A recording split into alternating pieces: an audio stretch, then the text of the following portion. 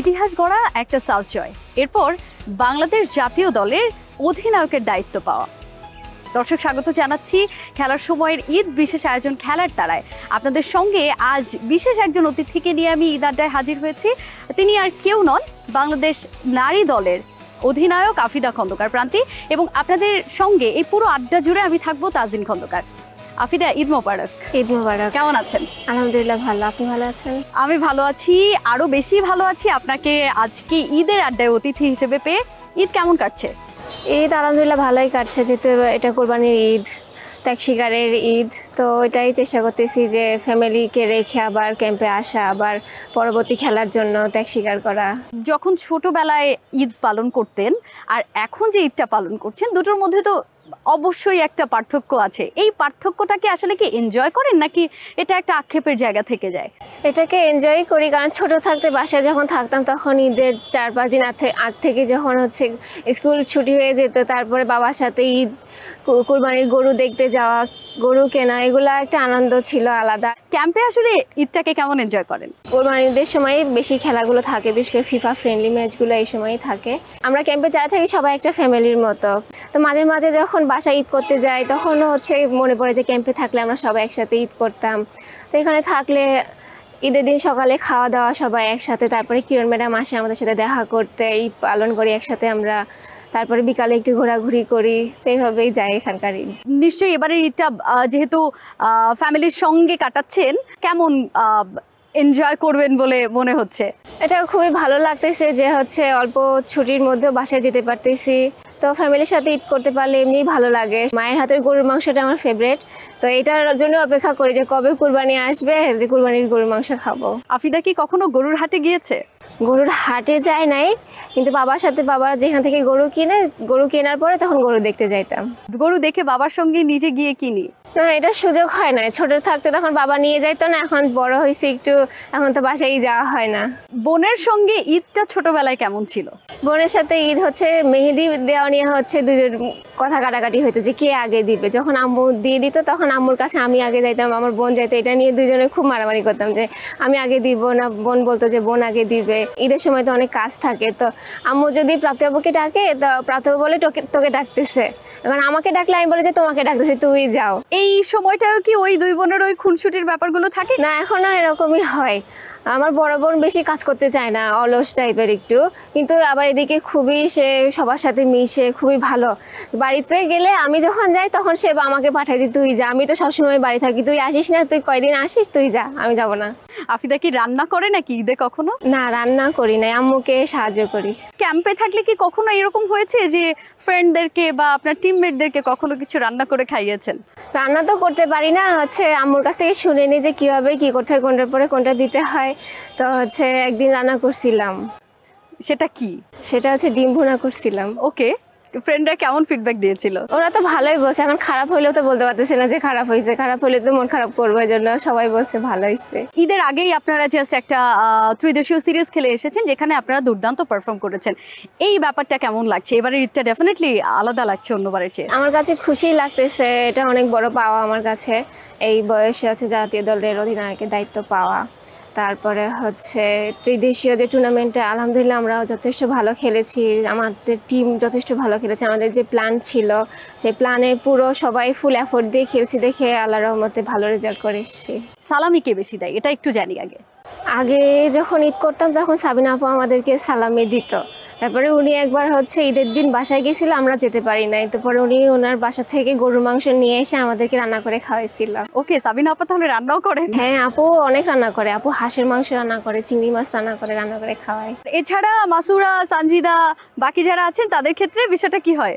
সালামি দেয় তো? হ্যাঁ, সালামি দেয় সবাই। ছোটবেলায় এই সালামির ট্রেন্ডটা কেমন ছিল, যে এটা কি একটা কম্পিটিশন ছিল, বড় বোনের চেয়ে বেশি সালামি আমাকে পেতে হবে? হ্যাঁ, এটা ছিল।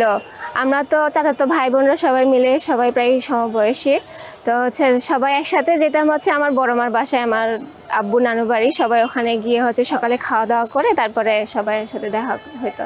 তো ওখানে গিয়ে ওখানেই বেশি সালামি পাওয়া হতো, কারণ ওখানে সবাই আত্মীয় স্বজন সবাই যেত, ওখানেই গুনাগুনি শুরু করতাম যে কার কত হয়েছে। তখন দেখতাম যে আমার বেশি হয়েছে না আমার কম হয়েছে, তখন খুঁজতাম আর কার কাছে গেলে আমার বাড়বে।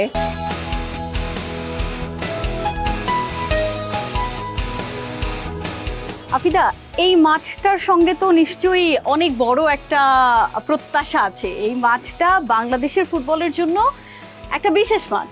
সো সেই জায়গায় আসলে খেলতে পারা, যেখানে আসলে বাংলাদেশ ফুটবলের জন্যই বিশেষ করে এই মাঠটা পরিচিত।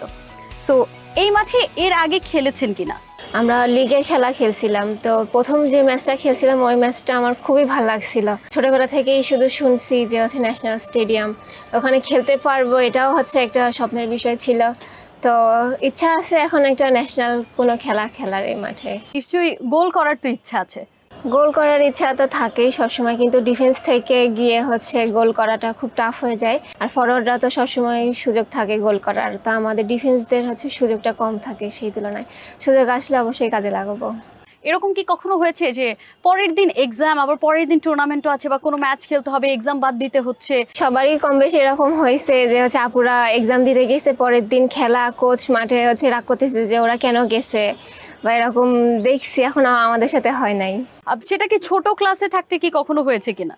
ছোট ক্লাসে থাকতে যখন হচ্ছে প্রথম সাফ জিতলো আপুরা, তখন হচ্ছে আমাদের এসএসসি পরীক্ষা ছিল। তো আমি বাবাকে বলেছিলাম যে খেলবো নাকি হচ্ছে এসএসসি পরীক্ষা দিব, তো আমার বাবা বলছে তুমি আগে পরীক্ষা দাও। দ্বিতীয়বারে এই সাফ জয়ের জার্নিটা আসলে এখন যদি আপনাকে একটা বাক্যে আসলে বলতে বলি যে ওই অনুভূতিটা কেমন ছিল? আমি আশাই করি না যে আমরা হচ্ছে জিততে পারবো কি পারবো না। যখন ফাইনাল ম্যাচ হচ্ছে খেলার আগের দিন রাতে, তো সাবিন আপু হচ্ছে আমাদের সবাইকে নিয়ে বসেছিল, তো উনি একটা কথা বলছিল যে হচ্ছে উনি বলছে যে আমরা তাদের জন্য খেলবো, তাদের নামের পাশে সাফ জয় লেখা নাই। তো ওই কথাটার ভিত্তিতে সবাই খেলছি আমরা, তো জিতছি। এটা যখন শেষ বাঁশি দিছে তখনও বিশ্বাস হয় না যে আমরা জিতছি। পরে যখন ট্রফি হাতে পাইলাম তারপরে বিশ্বাস হলো যে না, আমরা জিতছি। আফিদা, আবার একটু ঈদের আড্ডায় ফিরবো। সেটা হচ্ছে আন্টির হাতের সবচেয়ে পছন্দের খাবার কোনটা? গরুর মাংস। বড় আপুর খাবার টেস্ট করেছেন কখনো? বড় আপু একবার হচ্ছে ঢাকায় হচ্ছে 1 মাসের জন্য ছিল, পরে তখন হচ্ছে রান্না করে আমাকে পাঠাইছিল, তো ভালোই লাগছে। এমন কি কখনো হয়েছে যে কিরণ আপা আপনাদের জন্য ঈদের সকালে গিফট নিয়ে হাজির হয়ে গেছেন এবং আপনাদের ঈদটা অন্যরকম হয়েছে সেবার? হ্যাঁ, এটা হয়েছে। ম্যাডাম আমাদেরকে হচ্ছে শাড়ি দিয়েছিল সবাইকে, তো এটা খুবই চমৎকার ছিল ওই ঈদটা। তো তখনই বেশি ভালো লাগে যে না, আমরা একা নাই, আমাদের সাথে সবাই আছে। আফিদা কি কখনো শাড়ি পরেছে? নানুর বাসায় গেলে আমি নানুর আলমারি থেকে শাড়ি বের করে শাড়ি পরতাম একা একাই। আফিদা, নাচ গান কোনটা বেশি পছন্দ? নাচ। স্কুল বা কলেজ কিংবা বিকেএসপিতে যখন ছিলেন তখনও কখনো এরকম হয়েছে যে নিজে একেবারে রেডি হয়েছেন তারপর নাচ করেছেন? যখন প্রথমবার বিকেএসপিতে ভর্তি হই 2016 সালে, তখনই হচ্ছে পয়লা বৈশাখ ছিল, তো তখনই হচ্ছে আমি প্রোগ্রামে অনুষ্ঠানে নেচেছিলাম আর কি। এই ব্যাপারটা কি একটু আপনাকে রোমাঞ্চিত করে না যে বাবার কাছ থেকে ফুটবল খেলাটা শিখে আপনি এখন বাংলাদেশ জাতীয় দলের অধিনায়ক? এটা আমার কাছে খুবই ভালো লাগে। আমি বাসায় সবসময় বলি যে হচ্ছে ভাগ্যিস আমার বাবাই কোচ, আমার বাবাই বাবা। এই যে বাবা কোচ, সেই খাতিরে কি বাবা একটু বেশি বকাঝকা করতেন নাকি? খেলতে না পারলে বেশি বকা দেয়। প্র্যাকটিসে যখন যাই বাসায়, ঈদের ছুটিতে গেছি, ঈদের দিন ঠিক আছে, ঈদের পরের দিন তুমি প্র্যাকটিসে চলো, প্র্যাকটিস মিস করা যাবে না। কারণ বাবাও যায় যে হচ্ছে আমার যে ভুল ত্রুটিগুলো আছে, তারপরে ইন্ডিভিজুয়াল যে ট্রেনিংগুলো বাবা করায়, তো তখন বুঝতাম না, এখন বুঝি যে ওইগুলাই আসলে কাজে দিচ্ছে। এখন আপনার যারা জুনিয়র আছে, আপনার জেলার যারা জুনিয়র, ডেফিনেটলি এখন আপনার কাছেই শিখতে চায়। হ্যাঁ, আমি বাসায় গেলে ওরা হচ্ছে আমার বাসায় যায়, আমার সাথে গিয়ে দেখা করে আসে। ওরাও বলে আপু আপনি মাঠে আসেন, আমরা একসাথে খেলবো, আপনার সাথে খেলতে খুব ভালো লাগে। বাবার একাডেমিতে অনেক মেয়েরা আছে, তারাও আসতেছে বিকেএসপিতে, তারপর ন্যাশনাল ক্যাম্পে আসতেছে। তো তাদের সাথে গিয়ে আমিও তাদেরকে উৎসাহ দেই যে না, তোমরাও ভালো করো, আস্তে আস্তে আমাদের মতো আরো ভালো করবা তোমরা। আফিদা, আমি একটা ছোট গল্প শুনেছিলাম, আপনাকে যখন বিকেএসপিতে আন্টি রেখে আসতেন আপনি নাকি প্রতিবারই অনেক কান্নাকাটি করতেন। প্রথম যেদিন গেছি বিকেএসপিতে, যখন রেখে আসতেছে, তখনই হচ্ছে আমি গ্রিল ধরে দাঁড়ায় কাঁদতেছি আর আব্বু চলে যাইতেছে। তো ওই দিন চলে গেছে, পরে দুপুরে খেতে বসছি, তখন আমি কান্না করতেছি। তারপরে ম্যাডাম বলছে কাঁদতেছ কেন, একটু আমি বলছি যে একটু আম্মুর সাথে কথা বলবো। পরে ম্যাডাম কথা বলাই দিচ্ছে। যখনই ছুটিতে যাই বাবা তো নিয়ে আসতে যেত, তো বাবা যখন আবার রেখে আসতো তখনই বাবাকে ধরে কাঁদতাম যে যায় না আমাকে নিয়ে যাও, আমি এখানে থাকবো না। পরে এভাবে আস্তে আস্তে অভ্যাস হয়ে গেছে। ঈদে বাবা মায়ের জন্য গিফট কেনার অভিজ্ঞতা আছে তো নিশ্চয়ই? বাসায় গেলে তখন একসাথে যাই কিনতে, তাদের পছন্দ মতোই কিনি। ঢাকা থেকে খুব কমই কিনে নেওয়া যাওয়া হয়। প্রথম ইনকাম কত ছিল আফিদা? 18 সালে হচ্ছে আমরা হচ্ছে একটা প্রীতি ম্যাচ খেলেছিলাম টাঙ্গাইলের হয়ে। তখন হচ্ছে টাঙ্গাইলের যিনি হেড ছিলেন তার বাসায় হচ্ছে আমরা ছিলাম। তো ওই টুর্নামেন্ট থেকে হচ্ছে প্রথম টাকা পাইছিলাম, 5,000 টাকা পাইছিলাম। এবং সেটা দিয়ে কি করেছিলেন?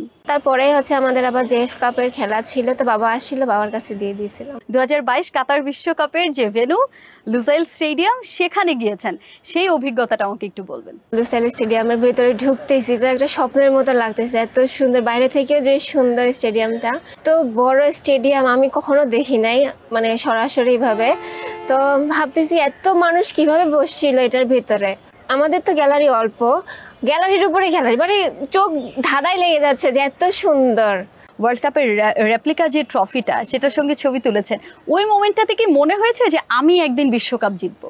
এটার স্বপ্ন তো ছোট থেকেই দেখি যে বাংলাদেশ একদিন বিশ্বকাপ খেলবে। তো ওখানে যাওয়ার পরে যখন আরো ট্রফিটা ধরলাম, তখন মনে হচ্ছিল যে আমরাও যদি কোনো একদিন ট্রফিটা ধরতে পারতাম।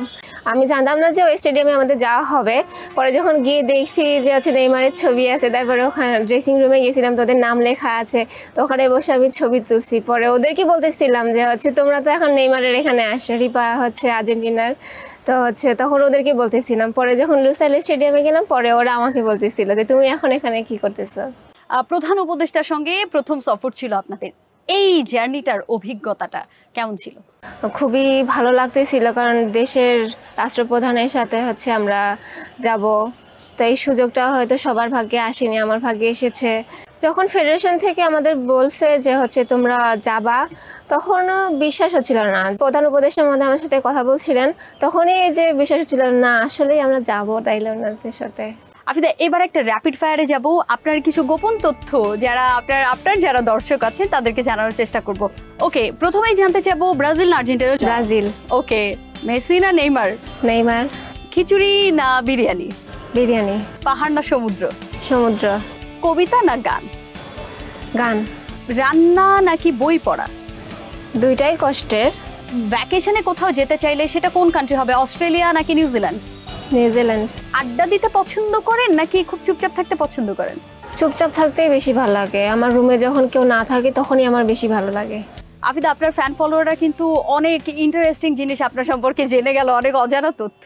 প্রত্যাশা থাকবে আপনি বাংলাদেশ জাতীয় নারী ফুটবল দলকে অধিনায়ক হয়ে আরো বড় উচ্চতায় নিয়ে যান, অনন্য উচ্চতায় আপনি নিয়ে যান। ইনশাল্লাহ আমি চেষ্টা করব, আপনারা দোয়া করবেন যেন আমরা আরো ভালো করতে পারি। সাউথ এশিয়া না, সাউথ এশিয়ার বাইরেও যেন আমাদের জায়গাটা আমরা ধরতে পারি। আপনাকে অসংখ্য ধন্যবাদ আমাদের ঈদ বিশেষ আড্ডাটাকে আরো বিশেষ করে তোলার জন্য। ধন্যবাদ আপনাদেরকেও। দর্শক, এই ছিল আজকের খেলার তারায়। পরবর্তী পর্বে আপনাদের সামনে আরো একজন বিশেষ অতিথিকে নিয়ে আমরা হাজির হয়ে যাব। সে পর্যন্ত ভালো থাকুন আর সঙ্গে থাকুন সময়ের।